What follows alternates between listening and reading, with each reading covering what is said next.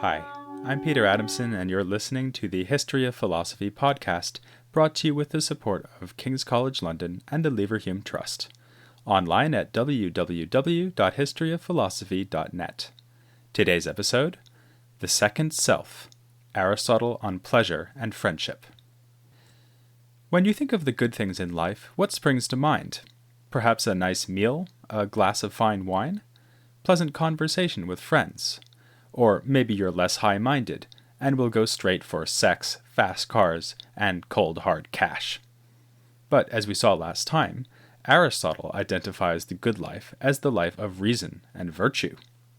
So would he purse his lips in stern disapproval at us as we pursue those pleasant dinners, not to mention the sex, cars, and money? Or does he leave a place for such things in his consideration of happiness? While a modern reader of Aristotle's Nicomachean Ethics is apt to come away with the impression that Aristotle is quite grumpy about this whole pleasure thing. Towards the beginning of the Ethics, he mentions the life devoted to pleasure and dismisses it with a snort of derision. This is a life for cattle, not humans, he says. So it's surprising to discover that many ancient readers of the Ethics thought of Aristotle as a defender of the comfortable life. He wasn't as objectionable as the crassly hedonist Epicureans, but for these critics, he still fell short of the full moral rigor one would expect from a proper philosopher. The critics were comparing Aristotle to Stoic and Platonist ethical thinkers, for whom only virtue is valuable and all else is intrinsically worthless. We've seen a view like this already in the mouth of Socrates, who argued that such things as wealth and power benefit their possessors only if they are joined to wisdom and virtue. We've seen Plato, too, arguing that a virtuous man is happy even if he is hated by society and subjected to injustices and torments. Aristotle, as so often, is happy to occupy the middle ground. On the one hand, he rejects hedonism. Though pleasure has its place in the good life, it is not the primary goal of the good life. But on the other hand, he adopts the common-sense judgment that someone who is, say, tortured to death after his family has been murdered by an unjust tyrant is not happy, no matter how virtuous he is. Of course, he knew that he was disagreeing with his master Plato here, but, as he says in the Ethics, we must honor truth above our friends. And, as we saw last time, the truth about the good life is that it must be admirable and enviable for right-minded men. Unless we're Stoics or Platonists, we will probably agree with Aristotle that virtue is no guarantee of happiness, even if it is the best route to happiness. But this forces Aristotle to admit that our happiness is to some extent out of our own control. A tyrant can always come along and destroy our lives. In fact, Aristotle even finds it plausible that our happiness can retroactively be destroyed after our deaths, if our close friends and descendants have horrors visited upon them. This is a reminder that for Aristotle, being happy is more like being blessed than being content. There's another reason why Aristotle includes so-called external goods in the happy life, that is, goods like wealth, health, and family, in addition to virtue. He believes that virtues must be exercised to be worth anything. You'll have no opportunity to be generous if you have no money, or to be loyal if you have no friends. So the virtuous man needs a measure of material success just to make use of his virtue. On this point, Socrates might agree with Aristotle. Socrates, as portrayed by Plato at least, did allow that wealth and power would be valuable so long as it is in the hands of a wise and virtuous man, who would use them to do good. It's just that wealth and power have no value and can even be harmful in the absence of wisdom and virtue. Silvio Berlusconi, I'm looking at you. Still, there's no doubt that Socrates and Aristotle differ in their emphasis, with Aristotle happy to accept the importance of external goods and Socrates constantly pointing out their intrinsic uselessness. Those Stoic and Platonist critics sided with Socrates, but, again, I suspect we're liable to find Aristotle's view attractive. Another attractive feature of Aristotle's ideas about happiness is something I already mentioned last time. For Aristotle, virtue itself is pleasurable to the virtuous man. This is because he is habituated to perform virtuous actions. He is used to them, to the point that they come naturally to him. However fearful it might be for him to stand bravely in battle, it would be even more painful for him to run away. He is courageous, and would find it excruciating, unbearable, to flee from a battle when he should not. He will also find it unpleasant to overeat at a banquet, whereas a moderate repast will be just what he likes best. Well, I say this view is attractive, but maybe you'll disagree. Maybe you'll say that if virtue is really to be admirable, it should be tough going. We should have to grit our teeth and do the right thing, not because we enjoy it, but because it is the right thing. It's traditional here to draw a contrast between Aristotle and a much later philosopher, Immanuel Kant. Whereas Aristotle thinks that enjoyment of virtue is a sure sign of virtuous character, Kant insists that morality really has nothing to do with enjoyment. It's not that Kant necessarily wants you to find moral duty unpleasant. That would be rather perverse. But certainly for Kant, if you help an old lady across the street just because you get a kick out of it, this doesn't count as a properly moral act. In a way, you're just lucky. You happen to be a person who enjoys helping old ladies rather than stealing their purses.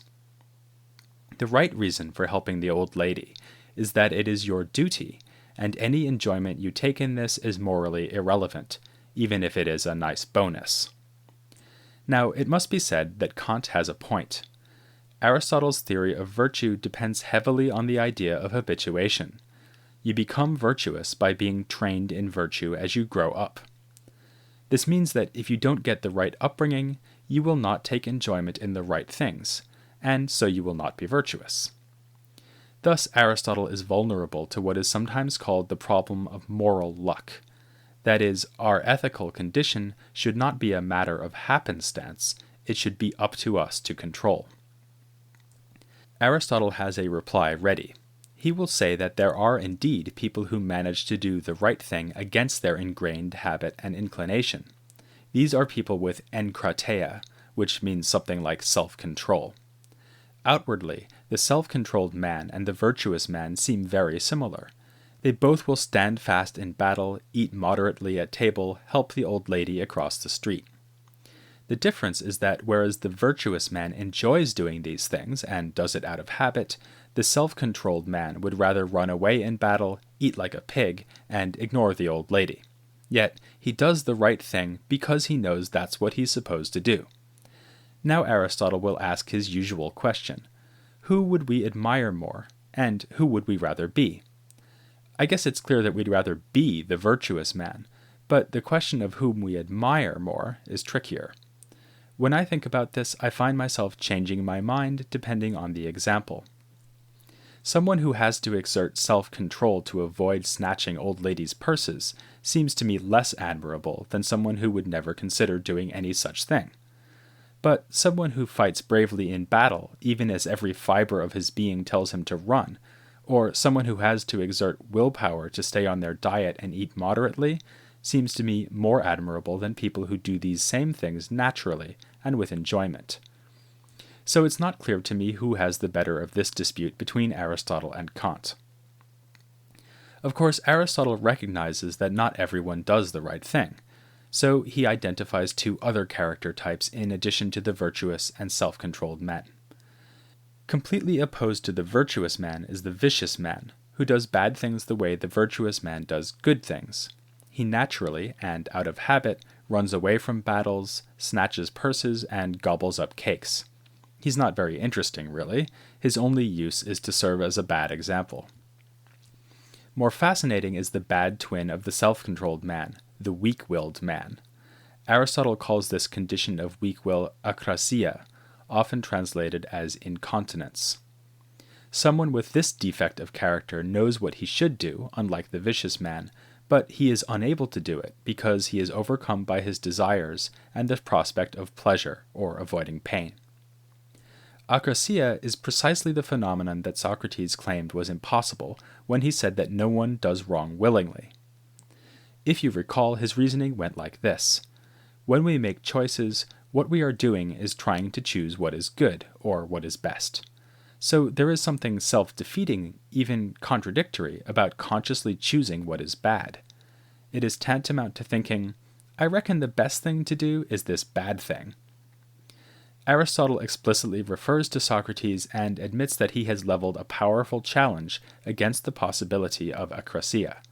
But, again, defending a more commonsensical position, he says that akrasia obviously does exist. The question is how. Aristotle suggests that Socrates is right in a way, because the Acratic man is indeed suffering from a failure of reasoning. He knows, for instance, that this cake is unhealthy and that he shouldn't eat unhealthy things. But the prospect of the delicious cake makes him temporarily unable to make use of this knowledge, so he pops it into his mouth. In this case, I am less persuaded by Aristotle. He must be right that akrasia genuinely exists, but I'm not sure he's right that akrasia resides in some kind of thoughtlessness, and being swept away by pleasure. No doubt that does happen, but I would say people sometimes consciously, in full awareness, do things they know are bad. If that really does happen, it is clearly not what Aristotle is trying to explain in his theory of akrasia. We've seen then that Aristotle thinks the good life includes quite a lot of pleasure, and for a variety of reasons. For one thing, the total absence of pleasurable goods apart from virtue, like wealth and family, will destroy our happiness. For another, we'll need such things just in order to exercise our virtue. And finally, virtue itself will bring us pleasure as we exercise it. The good life is starting to look pretty pleasant after all. But now I know what you're thinking. Why can't Aristotle just go ahead and be a hedonist? Why can't he say that the best life is simply the most pleasant life, perhaps by insisting that the virtuous man is the one who gets the most pleasure out of his activities? In that case, he was wrong to dismiss the life of pleasure as a life fit for cows. Far from it. It is actually a life fit for the best, most admirable men among us, and, in short, is the happy life. And so we should organize our lives around the pursuit of pleasure. Aristotle does come back to the topic of pleasure later in the Ethics, and when he does so, he makes it clear why he is not a hedonist. For him, devoting one's life to pleasure is not only a mistake, it is downright incoherent. To see why, we need to think a bit about the nature of pleasure itself. Pleasure always involves enjoying some activity, whether it is eating, driving a fast car, or simply feeling at peace with yourself. So pleasure is a kind of secondary phenomenon, which comes along on top of some primary activity or experience. This seemingly innocuous fact spells doom for the hedonist. It means that, when we ask whether a certain pleasure is worth pursuing, the answer will always depend on the activity to which the pleasure is attached. If you take pleasure in doing mathematics, and also in eating cake, then the question of which pleasure is more worthwhile will depend on whether mathematics or cake is intrinsically better. This allows Aristotle to insist that even if pleasure in itself is always good, it is to be avoided when it accompanies an activity which is bad. Again, notice how he has staked out a compromise position. He's not denying that pleasure is good, and neither is he saying that it is the good. Rather, it is in itself a good thing, and sometimes accompanies other good things, but sometimes it arises from bad things, and this makes all the difference. The hedonist might try responding that we should try to maximize pleasure, that is, choose between pleasures not on the basis of their associated activities, but on the basis of what is most pleasant. To this, Aristotle might say that there is no reason to suppose that we are able to compare, say, the pleasure of mathematics and the pleasure of cake. Nonetheless, you might well have to choose, for instance, if you were invited both to a birthday party and a mathematics seminar. And then Aristotle will insist that the choice should not depend on the quantity of pleasure each activity would provide, but on which activity is more worthwhile, which activity will do more to contribute to my overall well-being and flourishing. As appealing as all this sounds, there is still a problem lurking. I mentioned it at the end of the last episode. Aristotle's ethics seems to be all about my own personal flourishing and excellence. I am trying to achieve happiness, and the way to do it is to engage in the activities distinctive to me as a human, the use of reason in both the practical and theoretical spheres. It's an ethical theory that is demanding, that calls us to achievement and great deeds, be they political, military, or, best of all, philosophical. But isn't it also, well, a little selfish? What if my friends and family get in the way of my excellence? Of course, Aristotle has said that no one can be happy without friends and family, and perhaps I need them around to exercise some of my virtues like generosity and loyalty, but surely these are the wrong reasons to value my loved ones. I shouldn't be keeping them around for my own benefit. If anything, I should be seeking to promote their good above my own. Aristotle's answer comes in books 8 and 9 of the Ethics, which are devoted to friendship. The Greek term, which I already mentioned when discussing Plato's erotic dialogues, is philia.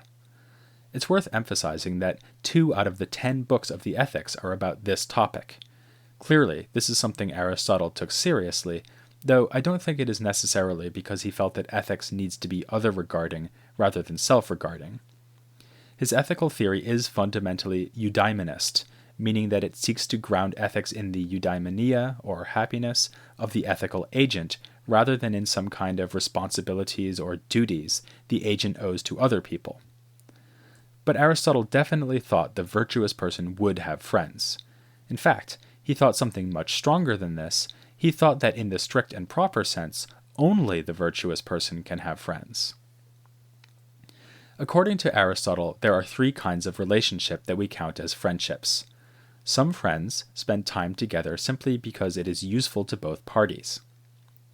These utility friendships may be long-lasting and deeply valued. Think, for instance, of 2 business partners who might work together for their whole career and help to make one another rich and successful. But such relationships are also vulnerable to circumstance. If you and I are friends in this way, I may just drop you like a hot potato as soon as your usefulness ends. Similar are friendships of pleasure, which are predicated on some shared activity the friends enjoy. The drinking buddy is the ultimate example of this. Again, the friendship is based on something incidental to the actual friend, and this makes the friendship vulnerable. Suppose I give up drinking. I'll give up my drinking buddies too. Although these 2 kinds of friendship are in a sense defective, we can nonetheless call them friendship because of their resemblance to true friendship. This sort of friendship is grounded not in something incidental to the friend, like their usefulness or shared pleasures, but rather in the character of the friend. If I am really and truly friends with you, it must be because I admire and value your character, and you admire and value my character. This is why, in a sense, only virtuous people can really be friends, because they are the only ones who really have admirable and valuable characters. In the ideal case, the 2 friends will be equal in virtue. Inequality, for Aristotle, is inimical to friendship, and he comments rather unpleasantly that this is why men can't be friends with women, even with their wives, because women are intrinsically inferior. It also explains, as he says in a striking passage, why we cannot be friends with God. So Aristotle can explain why virtuous people are not selfish egotists.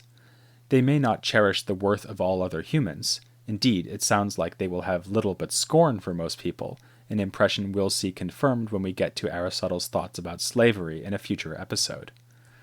But other people who are more or less virtuous will be valued by the virtuous person, and for their own sakes.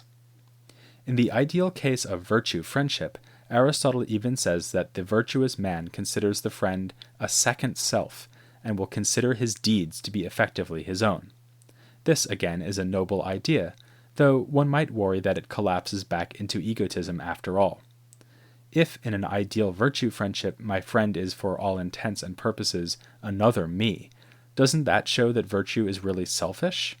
It is all about me, me, me, and there are as many me's as I have virtuous friends. The problem becomes even more pressing when we get to the notorious end of the Ethics, in which Aristotle suddenly announces that the best life is not, after all, a matter of political activity, but rather a life devoted to philosophical contemplation. Where does this leave interpersonal relationships, or, for that matter, virtuous practical activity? This is just one topic I'll be looking at next time with someone who is far better than a second me, in fact, a leading expert on Aristotelian ethics. So be a pal, and join me for an interview with Dominic Scott next time on the History of Philosophy without any gaps.